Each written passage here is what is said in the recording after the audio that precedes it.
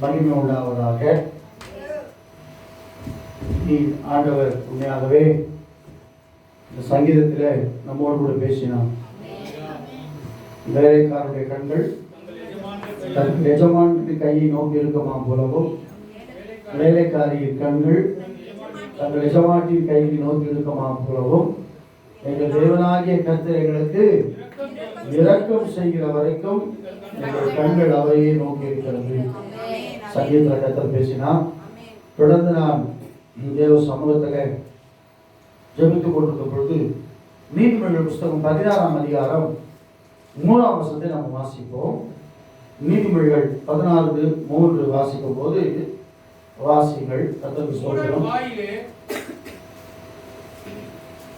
நீதிமொழிகள் 16:3 உன் செய்கைகளை கர்த்தருக்கு ஒப்புவி.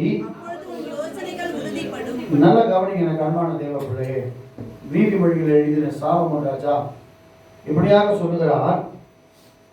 அவர் சொல்றாரு பாருங்க, இந்த 16ஆம் அதிகாரத்தில் 2ஆம் வசனத்தை முதலாவது வாசிக்கும் பொழுது, மனுஷனுடைய வழிகள் எல்லாம் அவன் பார்வைக்கு சுத்தமானவைகள், கர்த்தரோ ஆவிகளை நிறுத்து பார்க்கிறார். மனுஷனுடைய பார்வைக்கு அவன் போற வழி சுத்தமா இருக்குன்னு அவன் நினைச்சிட்டு இருக்கான். ஆனா வேதம் சொல்லுகிறது கர்த்தரோ ஆவிகளை நிறுத்தி பார்க்கிறார். நம்முடைய ஆவி எப்படி இருக்கிறது சொல்லி. இரண்டாவதாக ஆண்டவர் சொன்னார், உன் செய்கைகளை கர்த்தருக்கு ஒப்புவி, அப்பொழுது ஒரு யோசனைகள் உறுதிப்படும். நல்லா கவனிங்க எனக்கு அன்பான தேவ பிள்ளையே. நம்முடைய செய்கைகள் இப்போது எப்படி இருக்கிறது? நான் யோசனை பண்ணிக்கொண்டே வரும்பொழுது திடீரென்று எனக்கு ஆண்டவர் ஒரு சிலரை ஞாபகப்படுத்தினான். நல்லா கவனிங்க எனக்கு அன்பான தேவ பிள்ளையே. தாவீது குறித்து வேதம் எப்படியா சொல்லுகிறது? 1 சாமுவேல் புஸ்தகத்தில் 18ஆம் அதிகாரம் 14ஆம் வசனத்தை வாசிக்கும் போது, நல்லா வாசிக்க, கர்த்தருக்கு ஸ்தோத்திரம், வேகமா வாசிக்க. 1 சாமுவேல் புஸ்தகம் 18-14 வாசிக்கும் போது வேதம் எப்படியாய் சொல்லுகிறது? தாவீது தன் செய்கைகளில் எல்லாம் புத்திமானாய் நடந்து கொண்டான், கர்த்தர் அவனோடு கூட இருந்தார். அல்லேலூயா சொல்லுவோமா? தாவீது பாருங்க பிரியமான தேவ பிள்ளைகளே, தன் செய்கைகள் எல்லாம் நல்லா நம்முடைய செய்கைகள் எப்படி இருக்கிறது? தேவ சமூகத்துக்கு வருகிறோம், காலையில் 8 மணிக்கு நமக்கு ஆராதனை சொன்னால் நம்முடைய செய்கை எப்படி இருக்கிறது? ஆனால் நம்ம பார்வைக்கு சுத்தம். உங்களுக்கு தெரியுமா பாஸ்டர், எவ்வளோ கஷ்டம் தெரியுமா? காலையில் 4 மணிக்கெல்லாம் எழுந்து 5 மணிக்கெல்லாம் எழுந்து நாங்கள் அவ்வளோ தூரமாக நாங்கள் கடந்து வருகிறோம். உங்களுக்கு என்ன தெரியும்? நீங்கள் சொல்லிடுவீங்க, நீங்கள் என்ன கீழே இருக்கிறீங்க, நேராக மேலே வந்து உட்காந்துருவீங்க அப்படி சொல்லலாம். ஆனால் எனக்கு அன்பான தேவ பிள்ளையே, அட்ஜஸ்ட்மெண்ட் வந்து கர்த்தருக்கு முன்பாக அது எடுபடாது. பாவத்துக்கும் பரிசுத்தத்துக்கும் ஒரு அட்ஜஸ்ட்மெண்ட் கிடையாது. கர்த்தருக்காக நாம் செயல்படுகிற காரியங்கள் உண்மையாகவே எனக்கு அன்பான கர்த்தருடைய பிள்ளைகளே, தேவனுக்கு மகிமை உண்டாகட்டும். நாம் கர்த்தருக்காக நாம் என்னென்ன காரியங்களை செய்கிறோமோ, நாம் எப்படிப்பட்ட செய்கைகளை செய்கிறோமோ, அதனால தான் பாருங்க வேதம் சொல்லுகிறது. ரூத்தின் புஸ்தகத்தில் பார்க்கும்போது, ஒரு செய்கைக்கு தக்க பலனை கர்த்தர் கட்டளையிடுவாராக. இஸ்ரவேலின் தேவனாகிய கர்த்தருடைய செட்டையின் கீழ் அடைக்கலமாய் வந்த உனக்கு அவரால் நிறைவான ரூத்தின் செய்கை அவனுக்கு அறிவிக்கப்பட்டது. யாருக்கு? போவாஸ். ரூத்து நகியோமியோடு கூட வராங்க. வாலிபமான மகள் தான், மோவாபிய ஸ்திரீ. எருசலேமுக்கு வராங்க. எருசலேமுக்கு வரும்பொழுது வேதம் சொல்றது, நம்ம ரூத்தை குறித்து எல்லாருமே தெரியும். ஓர்பாலும் தன் மாமியாரை முத்தமிட்டு அவர் கடந்து சென்று விட்டார். ஆனால் ரூத்துடைய செய்கை அங்க வரும்போது போவாசுக்கு தெரிவிக்கப்பட்டது. அப்படிதான் போவாஸ் சொல்றாரு, உன் செய்கைக்கு தக்க பலனை கர்த்தர்.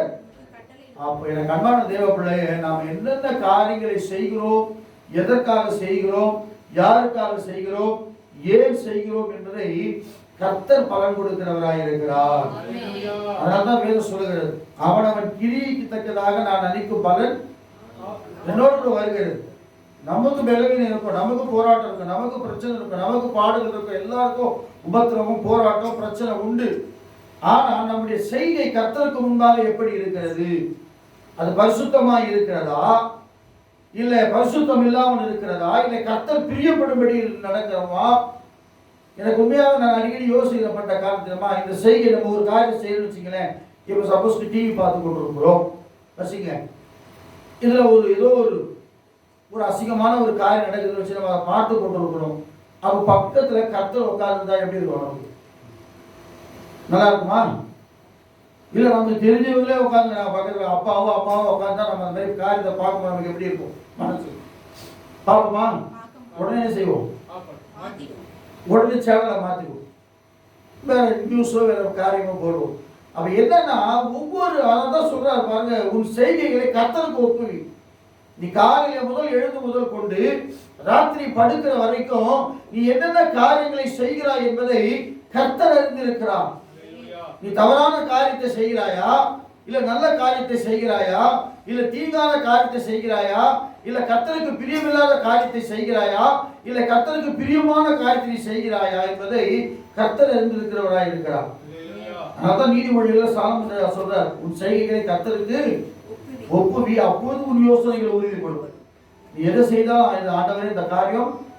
அதான் பாருங்க, தாவீதை குறித்து வேதம் சொல்லுது, தன் செய்கைகள் எல்லாம் புத்திமானாக நடந்து கொண்டான்.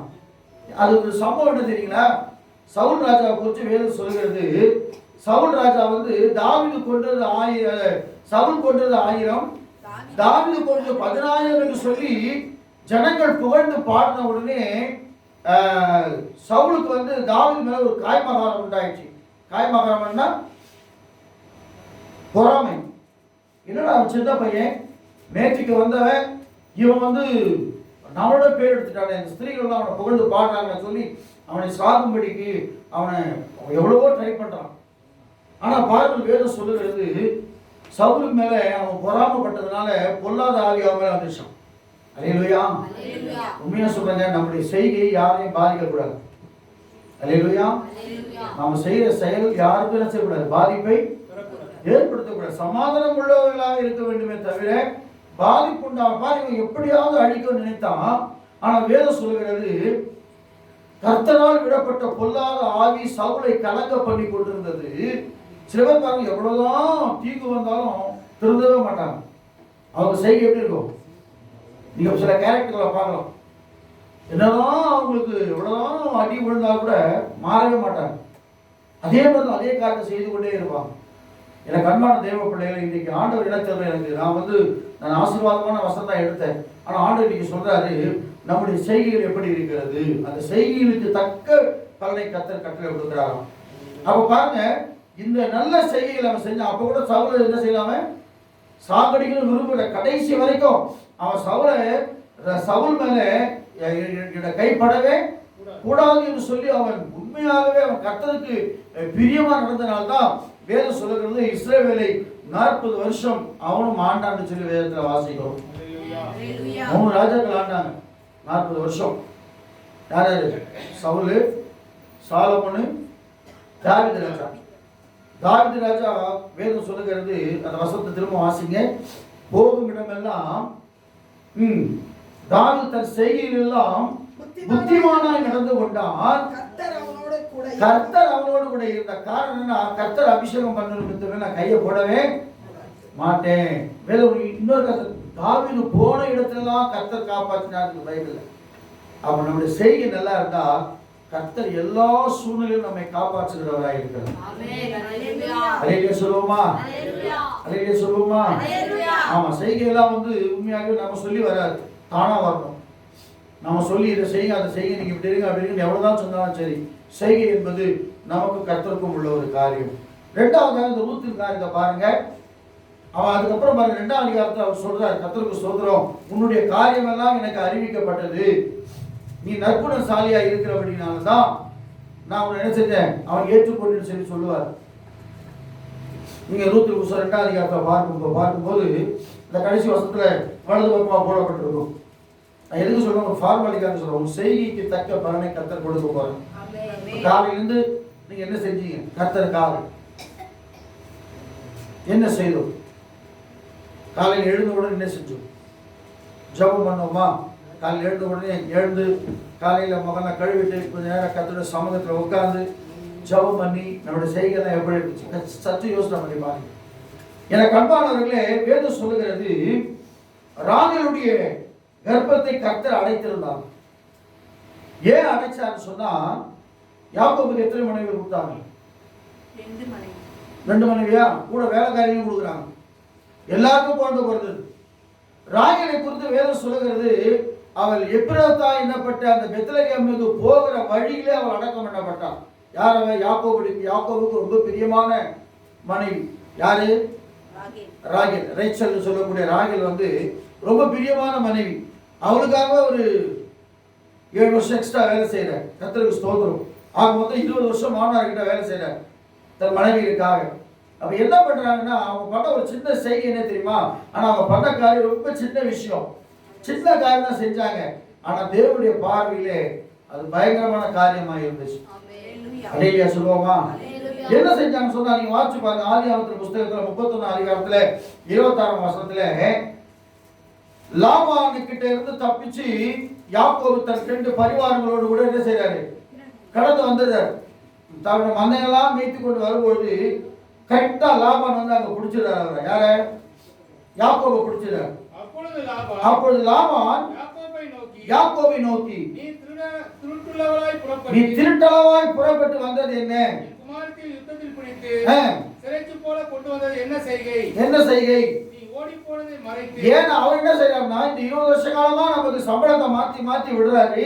இனிமே நம்ம இங்கேதான் இருக்கணும், நம்ம தேசத்துக்கு போக முடியாது சொல்லிட்டு அவர் திருட்டளவா புறப்பட்டு வராரு. ஆனா என்ன கர்மான தேவ பிள்ளைகளே, வேத வசனம் சொல்லுகிறது, தேவனுக்கு மகிமை உண்டாகட்டும். 26 இருந்து வாசிக்கும் போது வேதம் எப்படியா சொல்லுகிறது, அப்பொழுது லாபான் யாக்கோபை நோக்கி, நீ திருட்டளவாய் புறப்பட்டு என் குமாரத்திலே யுத்தத்திலே பிடித்து சிறைக்கு போல கொண்டு வந்தது என்ன செய்கை? என்ன செய்கை? நீ ஓடி போவதை மறைத்து எனக்கு அறிவிக்காமல் திருட்டளவாய் என்னிடத்திலிருந்து வந்து விட்டாய். 31 வாசிங்க. யாக்கோபு லாபானுக்கு பிரதியுத்தரமாக, உம்முடைய குமாரத்திகளை பலாத்காரமாய் பிடித்து வைத்துக் கொள்கிறேன். நான் அஞ்சினதினாலே இப்படி வந்து விட்டேன். அவர் சொல்றார், நான் உண்மையான காரியத்தை சொல்றார். நான் வந்துதான் பார்த்தேன், என்னை விட மாட்டேங்கிறீங்க, உங்க மனைவி உங்க பிள்ளைகளை பிடிச்சு வச்சுக்கின்னு நான் வந்துட்டேன்னு சொல்றாரு. ஆனா அடுத்த வசனத்தை வாசிக்கும் போது, ஆனாலும் யாரிடத்தில் உம்முடைய தெய்வங்களை கண்டுபிடிக்கிறீரோ அவனை உயிரோடு விட வேண்டாம்.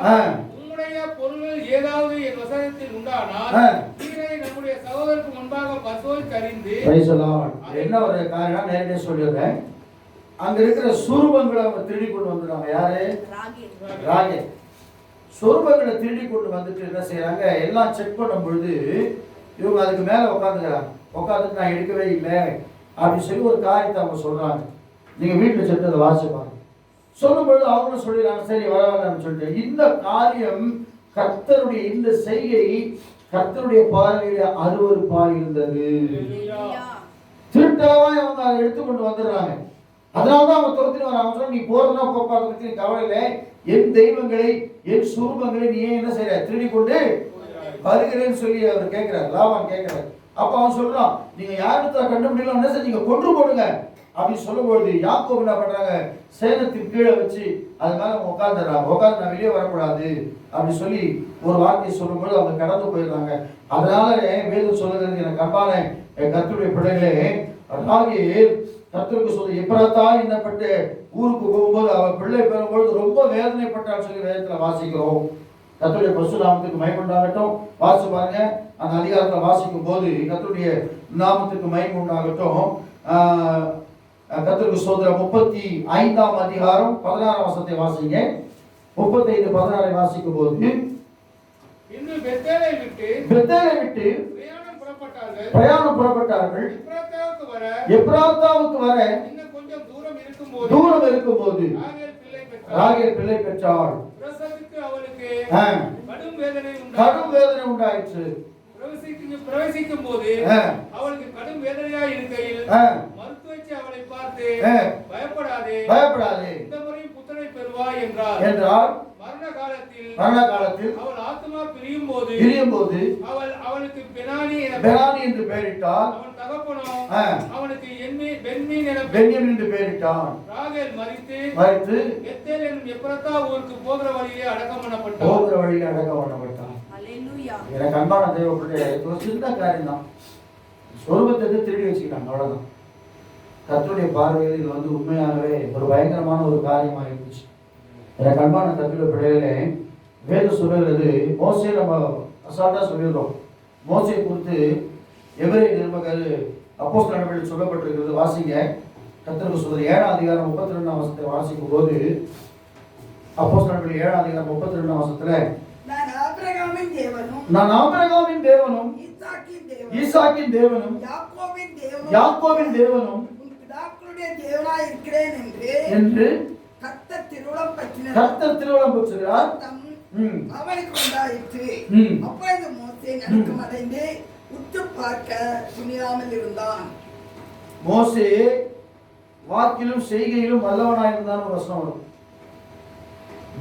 மோசே வாக்கிலும் செய்கையிலும் வல்லவனாயிருந்தான். காரணம் நான் சொன்னேன், எனக்கு அன்பான தேவ பிள்ளை, மோசே குறித்து ஆண்டவரை சாட்சி கொடுக்கிறார். அவன் என் வீட்டில் எங்கும் உண்மையுள்ளவன். சற்று யோசனை பண்ணி பாருங்க. நம்ம மோசையை போய் உண்மையுள்ளவர்களா இருக்கிறோமா? சபை காரியத்தில் நம்ம உண்மையுள்ளவர்களா இருக்கிறோமா? உபவாச கூட்டத்தில் உண்மையுள்ளவர்களா இருக்கிறோமா? கர்த்தருக்கு ஸ்தோத்திரம். உபவாச கூட்டத்தில் ரெண்டு பேர் தான் நாங்கள் உட்காந்து ஜெபம் பண்ணி கொண்டு வரோம். நானும் அருமையான ஸ்டீவன் ராஜாவும் ஜெபம் பண்ணி கொண்டு வரோம். எதுக்கு சொல்லுவாங்க? எனக்கு அன்பான தேவ பிள்ளைய, மோசையை குறித்து வேதம் சொல்லுகிறது.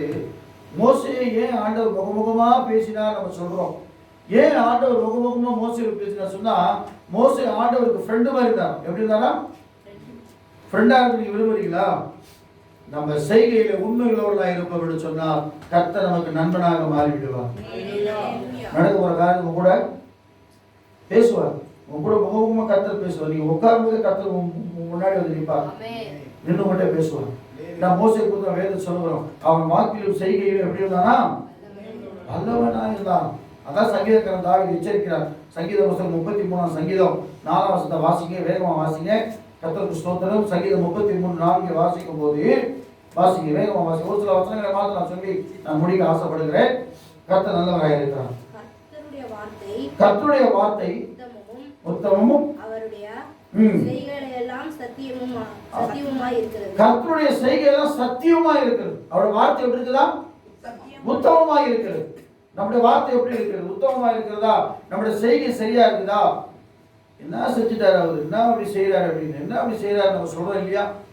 ஆனா இன்னொரு வசனம் சொல்லுகிறது. கர்த்தருக்கு ஸ்தோத்திரம். ஆண்டவரே சொல்றார், மத்திய சுவிசேஷத்துல சொல்லும்போது அவர் சொல்றாரு, அவர்கள் மோசேயுடைய ஆசனத்திலே அமர்ந்திருக்கிறார்கள், அவர்கள் சொல்வதெல்லாம் செய்யுங்கள், அவர்கள் செய்கையின்படியே செய்யாதீர்கள். இது பைபிள்ல அல்லேலூயா சொல்லுவோமா? இப்ப நான் இருக்கேன்னு வச்சுங்களேன். இப்ப நான் உங்களுக்கு பிரசங்கம் பண்றேன். நான் சொல்றதை கண்டிப்பா நீங்க என்ன செய்யணும்? செய்யணும். ஏன்னா அந்த வசனத்தின்படி நான் உங்களுக்கு சொல்றேன். ஆனா நான் செய்யறபடி நீங்க செய்யக்கூடாது. பாஸ்டர் அப்படி செஞ்சுட்டாரு, நம்மளும் அப்படி செய்வோம், அப்படி செஞ்சுட்டோம்னா அது தப்பு. அதான் ஆண்டவர் சொல்றாரு. அவர்கள் மோசையின் ஆசனத்திலே அமர்ந்திருக்கிறார்கள், அவர்கள் சொல்வதெல்லாம் செய்யுங்கள், ஆனால் அவர் செய்யும்படி. அவர் தப்பா நான் தப்பா செஞ்சேன்னா என்ன பார்த்து நீங்க தப்பா செய்யக்கூடாது. அல்லேலூயா சொல்லுவோமா? எது சரியோ அதை பார்த்து நீங்க செய்யணும். அப்ப ஆண்டவர் பாருங்க, அவனவன் செய்திக்கு தக்கதாக. நான் அடிக்கடி யோசனை பண்ணி பார்ப்பேன். இந்த வசனம் எனக்குள்ள வரும். தாவீது போன இடத்துலலாம் கர்த்தர் காப்பாற்றினார். நீங்க தாவீதுடைய வாழ்க்கையில உண்மையாகவே அவன் ஒரே ஒரு தடவை பாவம் செய்தான். ஆனா பாவம் செய்து அதை கேட்ட தண்டனை அனுபவித்தான். ஆனாலும் கர்த்தர் தன் இருதயத்திற்கு ஏற்ற தாசன் என்று சொல்லி தாவீதை அவர் அழைக்கிறார். காரணம் என்னன்னு சொன்னா, அவனுக்குள்ள இறக்க சுபாவம் இருந்தது. அவனுக்குள்ள கர்த்தரை துதிக்கிற காரியம் இருந்தது. அவனுக்குள்ள நன்மை செய்கிற காரியம் இருந்தது. அவனுக்கு மற்றவர்களுக்காக பரிதவிக்கிற ஒரு காரியம் அவனுக்குள்ள இருந்தது. மற்றவருடைய பாவங்களை மன்னிக்கிற காரியம் அவனுக்குள்ள இருந்தது. அதனால்தான் ஆண்டவர் தாவீது தன் இருதயத்திற்கு ஏற்ற தாசன். தாவீது தன் செய்தியெல்லாம் புத்திமான நடந்தான். ஏன்னா கர்த்தருடைய ஆலோசனைப்படி அவர் கேட்க. நீங்க நிறைய இடத்துல படிச்சு பாருங்க பைபிள். ஆண்டவரே நான் இதை பின்தொடரலாமா அப்படின்னு சொல்லி தாவீது கேட்பார். உடனே ஆண்டவர் சொல்லுவார், நீ பின்தொடரலாம்னு சொன்ன மாதிரி தான் போவேன், இல்லை போக மாட்டேன். அப்ப அவருடைய செய்தியை பார்த்தா ஆண்டவர் செய்றாரு, அவரை காப்பாற்றி, எல்லா இடத்திலிருந்து அவரை காப்பாற்றி. ஜனங்கள்லாம் கைவிட்டாலும், ஜனங்கள்லாம் அவர் மேல கல்லெறிந்தாலும், வேதம் சொல்றது கர்த்தருக்குள் தன்னை திடப்படுத்தி கொண்டான்னு சொல்லி வேதம் சொல்லுகிறது. அல்லேலூயா சொல்லுவோமா? ஆகையால கண்பான கர்த்தருடைய பிள்ளைகளே, அதே சங்கீதம் 33:15 வாசிங்க. கர்த்தருக்கு ஸ்தோத்திரம். அவர்களுடைய இருதயங்களை எல்லாம் அவர் உருவாக்கி அவர்கள் செய்கைகளை எல்லாம் கவனித்திருக்கிறார். செய்கையெல்லாம் கர்த்தர் கவனிக்கிறவராக இருக்கிறார். நீங்க நம்ம என்னென்ன செய்யறோம் நல்லா யோசனை பண்ணி பாருங்க.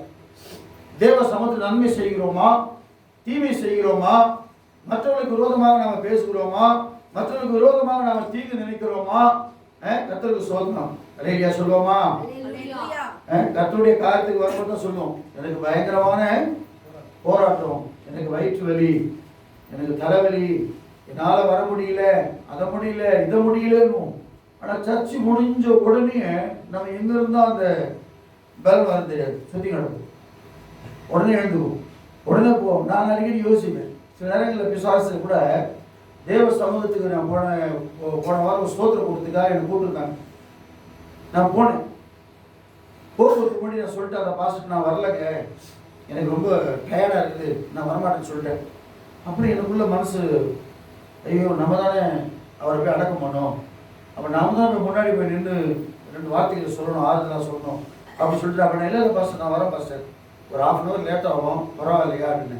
பரவாயில்லையா, நான் பாட்டு பாடிக்க நீங்கள் வாங்கன்னு சொல்லிட்டாரு. உடனே நான் கிளம்பி போனேன். அங்கே போய் நின்று அந்த ஜனங்களை பார்த்த பிறகு எனக்குள்ள எப்படி தான் வெள்ளம் வந்தது தெரியுது. ஆண்டவர் அழகாக பயன்படுத்தினார். அல்லேலூயா சொல்லுவோமா? அப்ப என்ன நிகழ்ந்தா, சில நேரங்களில் பிசாசு கர்த்தருக்கு விரோதமாக நம்மை தூண்டி விடுவோம்.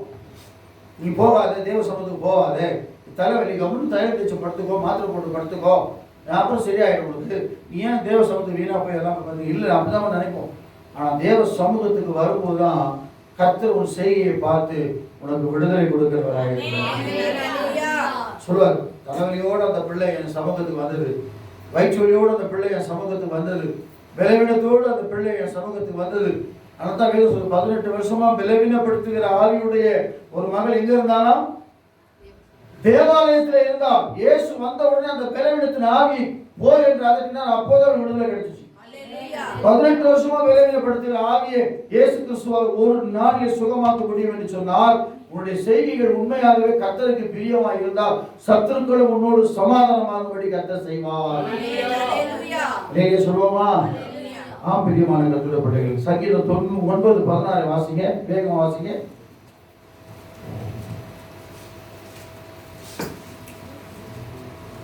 கர்த்தர் தாம் செய்த நியாயத்தினால் அறியப்படுகிறார், துன்மார்க்கன் தன் கைகளில் செய்கையை சிக்கிக் கொண்டார். திரும்ப வாசிங்க.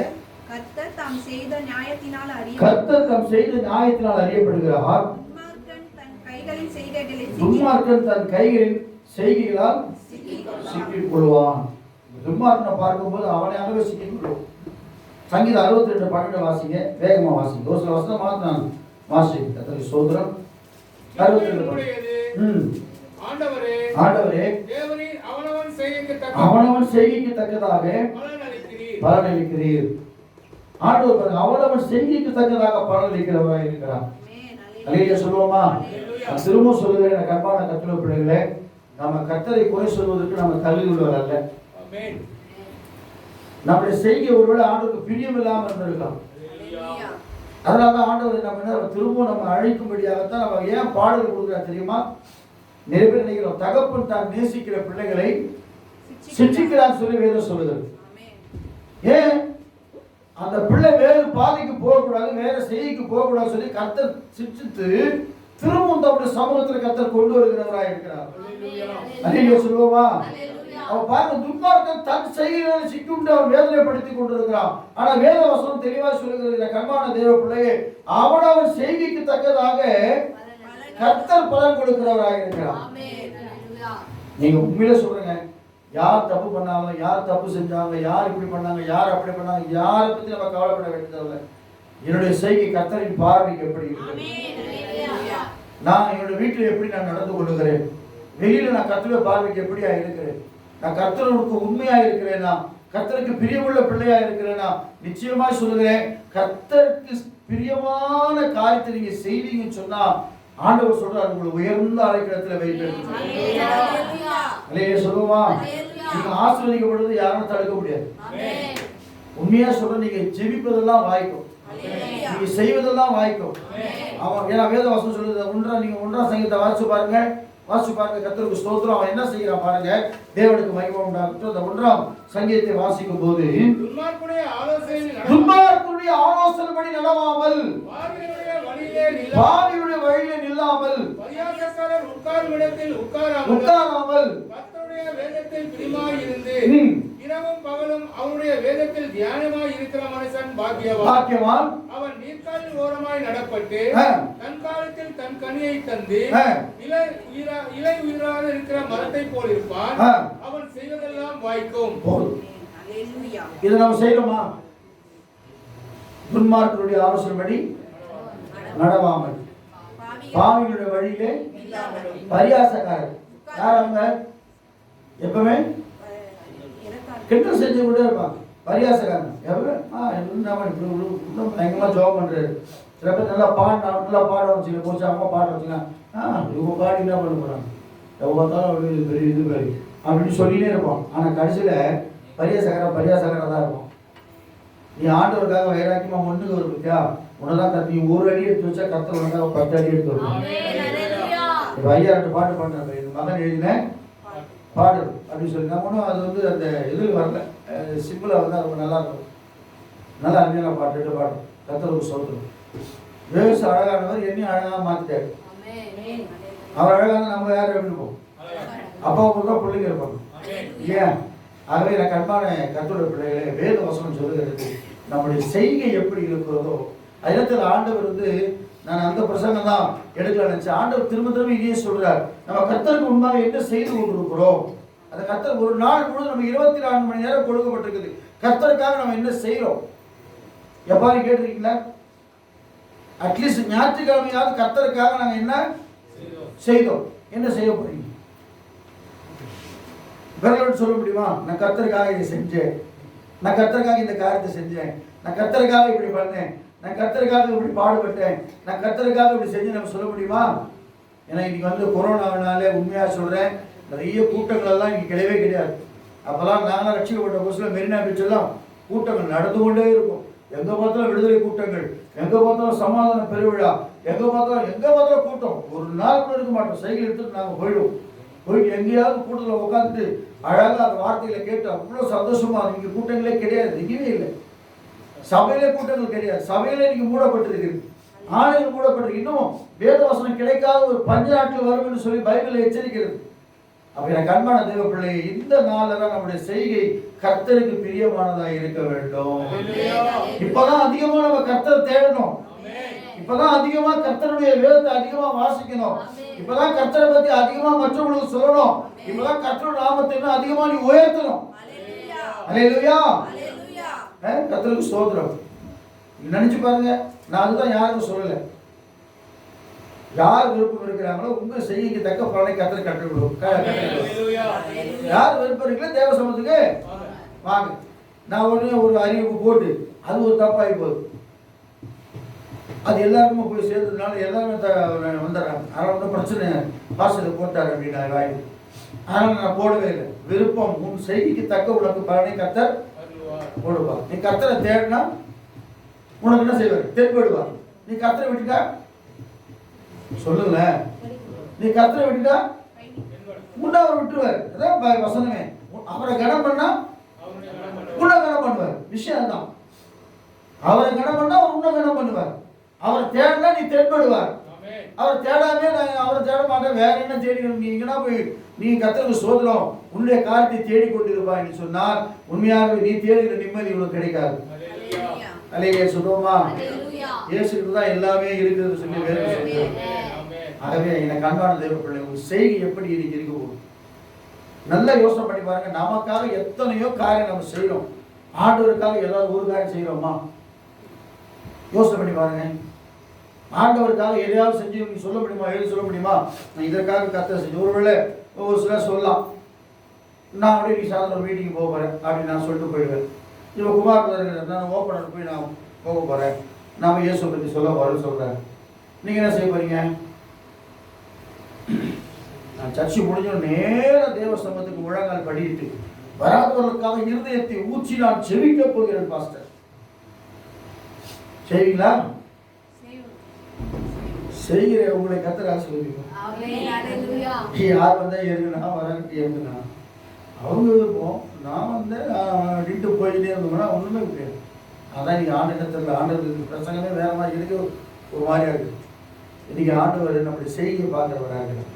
அல்லேலூயா. நான் நிறைய தடவை சொல்லிட்டேன், தேவ சமூகம் என்பது சரியான நேரத்திற்கு, சரியான நிமிஷத்துக்கு, சரியான நேரத்துக்கு வந்து இங்கே உட்கார்ந்து கர்த்தரை ஆராதிக்க. உண்மையாக சொல்கிறேன், இந்த ஒரு வாரத்தில் யாராவது எனக்கு ஃபோன் பண்ணுவாங்கன்னு நினச்சேன். யாருமே எனக்கு ஃபோனு சபை இருக்குதா பாஸ்டர் அப்படின்னு சொல்லி ஃபோனு சும்மானாச்சும் பண்ணுவாங்களா அப்படின்னு சொல்லி யோசனை பண்ணிப்பாங்க. யாருமே அந்த வாஞ்சை இல்லை. யாருக்குமே அந்த வாஞ்சை அப்பா 3 நாள் நடக்குதுப்பா. ஸ்கூல் பசங்களோட காலையை திறக்க பாருன்னு கவர்மெண்ட் சொன்ன உடனே என்னென்னமோ பண்ணுறாங்க, பைத்தியம் பிடிச்ச மாதிரி. ஐயோ காலை திறக்க போதா, ஐயோ என்னமோ மீம்ஸ் எல்லாம் போடுறாங்க. ஸ்கூல் பசங்களுக்கு பயம் வந்துச்சு. ஏன்னா 3 வருஷமா படிப்பை மறந்து போச்சு. அல்லேலூயா. அதனால எங்கடா பாஸ்டர் போய் போய் மாட்டிக்க போறேன்னு சொல்லிட்டு ஏன்னா போட பண்ணுறது இல்லை. நானும் என்ன பண்ணேன், உங்கள் வயலாக்கி உங்களோட நீங்கள் என்ன, நான் லேவி, நான் ஆசாரி, என் வேலை தான், என் தலைவேலை என்னாச்சு ஆண்டவர் எழுதியாச்சு, இதான் எனக்கு ஒர்க்கு. நீங்கள் வந்தாலும் சரி வராங்கன்னு சரி நான் உட்காந்து ஜோப் பண்ணிக்கிடுவோம், அவ்வளோதான் என்னுடைய வேலை தான். அல்லேலூயா சொல்லுவோமா? அவன் இன்றைக்கு ஆண்டவர் சொல்றார், தாவீது தன் செய்திகள் எல்லாம் புத்திமானாய் நடந்தவன் தான். இன்னொரு வசனத்தை மாத்திரம் வாசி நான் முடிச்சிடறேன். கர்த்தருக்கு ஸ்தோத்திரம். 2 நாளாகமத்தின் புஸ்தகம் 17ஆம் அதிகாரம் 1 இருந்து 5 வரைக்கும் வாசிக்க நான் முடிச்சுடுவோம். 2 நாளாகமத்தின் புஸ்தகம் 17ஆம் அதிகாரம் 1 இருந்து 5 வரைக்கும் வாசிக்கும் போது வேகமா வாசிக்க. தேவனுக்கு மகிமை உண்டாகட்டும். அவன் குமாரனாகிய யோசபாத் ராஜாவாகி இஸ்ரவேலுக்கு விரோதமாய் பலப்பட்டான். அவன் யூதாவின் அரணான பட்டணங்களில் எல்லாம் ஆமென் ராணுவத்தையும் ஆமென் யூதா தேசத்திலும் தன் தகப்பனாகிய ஆசா பிடித்த எப்பிராயீமின் பட்டணங்களிலும் தானியங்களையும் வைத்தான். கர்த்தர் யோசபாத்தோடு இருந்தார். அவன் பாகால்களை தேடாமல் ஆமென் தன் தகப்பனாகிய தாவீதின் முன் நாட்களில் நடந்த வழிகளில் நடந்து தன் தகப்பனுடைய தேவனை தேடி இஸ்ரவேலின் செய்கையின்படி நடவாமல் அவருடைய கற்பனைகளின்படி நடந்து கொண்டார்கள். அவர் வாழ்க்கையில் என்ன நடந்துச்சு அடுத்த வருஷம் வாசிங்க. ஆகையால் கர்த்தர் அவன் கையில் ராஜ்யபாரத்தை கர்த்தர் ஸ்திரப்படுத்தினார். அல்லேலூயா சொல்லுவோமா? பாருங்க, கர்த்தருடைய செய்கையின்படி அவன் நடந்தபடினாலே அந்த யோசேப்பு ராஜாவுடைய ராஜ்யபாரத்தை கர்த்தர் ஸ்திரப்படுத்தினார். யூதா கோத்திரத்தார் எல்லாரும் ஆமென் யோசேப்புக்கு காணிக்கைகளை கொண்டு வந்தார்கள்.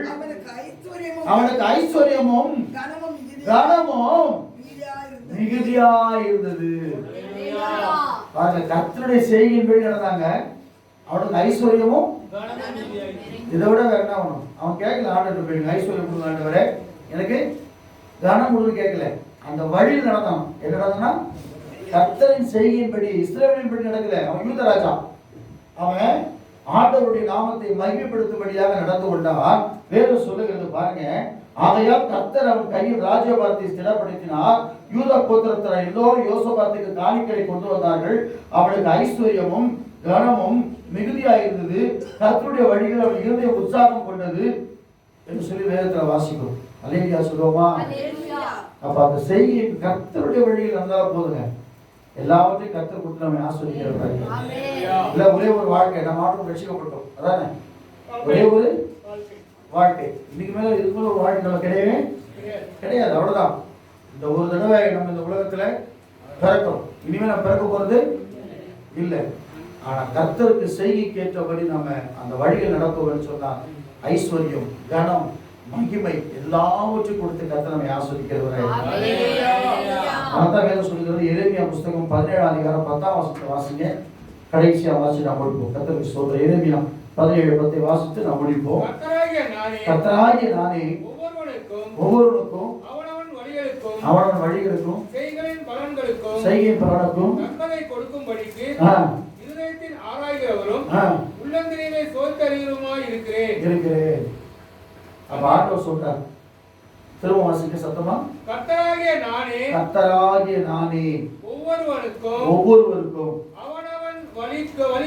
அவனவன் வழிகளுக்கும் செய்கையின் பலனுக்கும் தக்கதை கொடுக்கும்படி தண்டனை கட்டளை கொடுக்கும்படிக்கு இதயத்தை ஆராய்கிறவரும் உள்ளந்திரியங்களை சோதித்து அறிகிறவருமாய் இருக்கிறேன்.